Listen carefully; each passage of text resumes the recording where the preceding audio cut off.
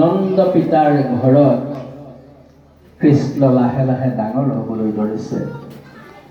ডাঙৰ হ'বলৈ ধৰিছে, কিন্তু অংশ মামাই পঠাইছে নহয় পুতনাক যে বীজযুক্ত স্তন দান দি কি কৰিব লাগে, গোটেই শিশুবিলাক বধ কৰিব লাগে গোকুলৰ।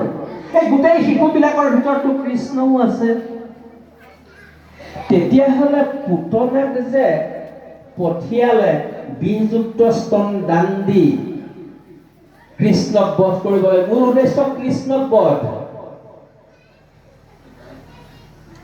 পুতনাও সেই মায়াৰে আবৃত্ত, তেওঁৰো মায়া আছে। গতিকে কৃষ্ণই এতিয়া মায়াক প্ৰথমতে শেষ কৰি ল'ব, এতিয়া পুতনাক শেষ কৰিব। কিন্তু পুতনা আজি মৃত্যু হ'বলগীয়া হ'ল কিয়? এই মৃত্যুটো পুতনাই আগতেই নিজেই সৃষ্টি কৰি থৈছে। তাৰমানে নিজৰ শ্মশান নিজেই প্ৰস্তুত কৰি থৈছে। কেনেকৈ প্ৰস্তুত কৰি থৈছে? আপোনালোকে জানে যে বলি চলনৰ কথা।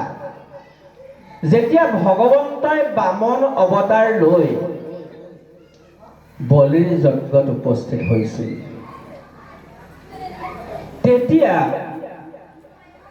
এই বলিৰ কন্যা, মই নামটো এতিয়া পাহৰি গৈছো, বলিৰ কন্যা, তেওঁ দেখিলে ইমান ধুনীয়া ল'ৰা, এইটো বামন অৱতাৰত গৈছে ভগৱন্ত, ইমান ধুনীয়া ল'ৰা, ইছৰাম মোৰ যদি এনেকুৱা এটা ল'ৰা হ'লহেঁতেন নহয়, খুব মৰম কৰিলোহেঁতেন দেই।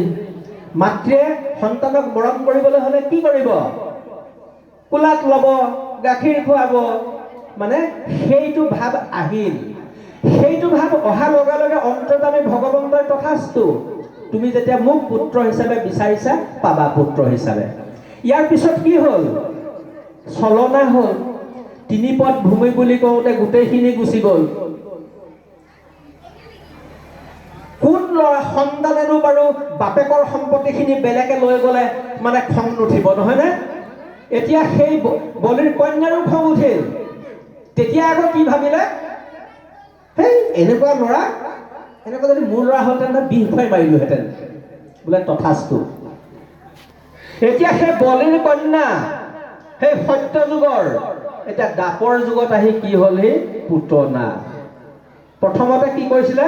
ইমান ধুনীয়া ল'ৰা, খুব মৰম কৰিলোহেঁতেন, গতিকে মৰমত স্তন দান দিলে, কোলাত তুলি লৈ মৰম কৰি স্তন দান দিলে।